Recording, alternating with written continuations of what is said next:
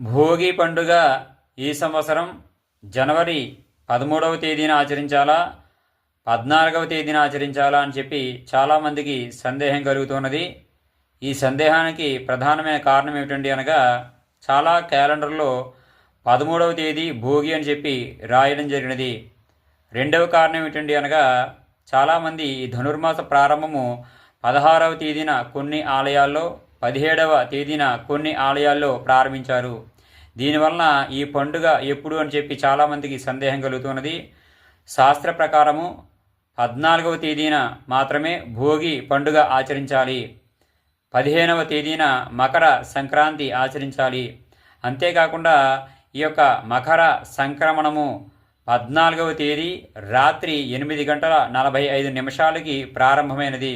కావున 14వ తేదీ రాత్రి నుండి కూడా ఈ సంక్రమణం జరిగింది కాబట్టి